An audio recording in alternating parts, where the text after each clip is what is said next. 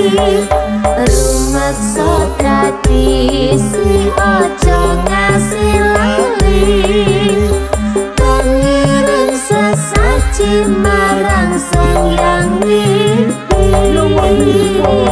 Bulukane pejarah Dino yang sing wis tekan kene 2000 tahun silam sebelum Masehi. Bangsa Atlantis lah yang menguasai, membawa aliran hitam sampai ke pelosok Jawa. Raja Fahim pas-pas kirim utusan ke Nusantara 78 Masehi tahun tepatnya. Jangan sampai tutup mata, mari buka sejarahnya. Sojawi panggone mamati, besok diisi sore bakale mati.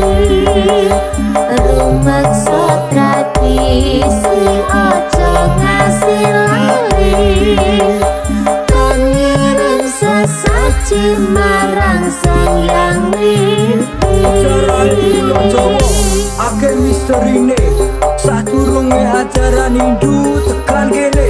Ana 5 lembute sing akeh kuasane, serakae ngasih ra ono tandingane. Biar wong iso diuni para menungso, aji saka penemu huruf ana Caraka. Syekh Subakir Waliullah Sekti Mandraguna, wali kaping pisan sing babat alas ing tanah Jawa.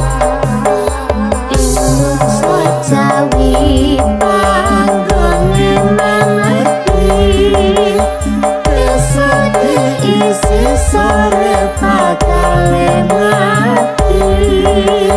Rumaksa tradisi ojo ngasih lali, pengiring sesaji marang sang yang mimpi. Sojawi panggone mamati, besok diisi sore bakale mati. Rumaksa tradisi ojo ngasih lali, pengiring sesaji marang sang yang mimpi. Sejatine menungso kuwi dadi panggone salah, ananging aja rumangsa dadi menungso sing ra gelem kalah.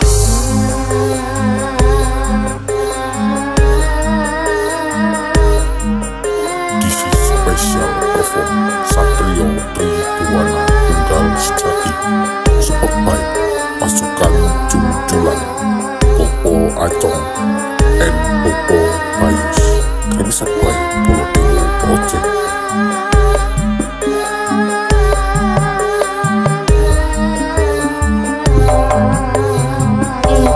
Sojawi panggone mamati, besok diisi sore bakale mati.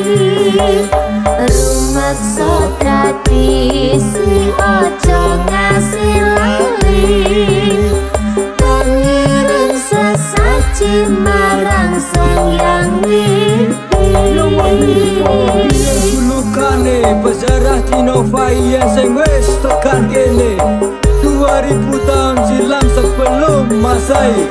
Bangsa Atlantis lah yang menguasai, membawa aliran hitam sampai ke pelosok Jawa. Raja Fahim pas-pas kirim utusan ke Nusantara 78 Masehi tahun tepatnya. Jangan sampai tutup mata, mari buka sejarahnya. Sojawi panggone mamati, besok diisi sore bakale mati.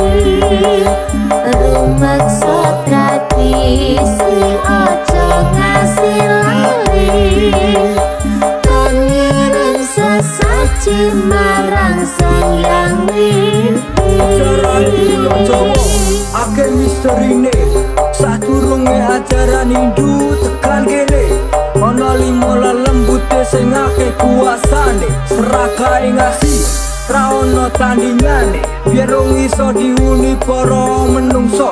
Aji saka penemu huruf ana Jaraka, Syekh Subakir Waliullah Sekti Mandraguna, wali kaping pisan sing babat alas ing tanah Jawa.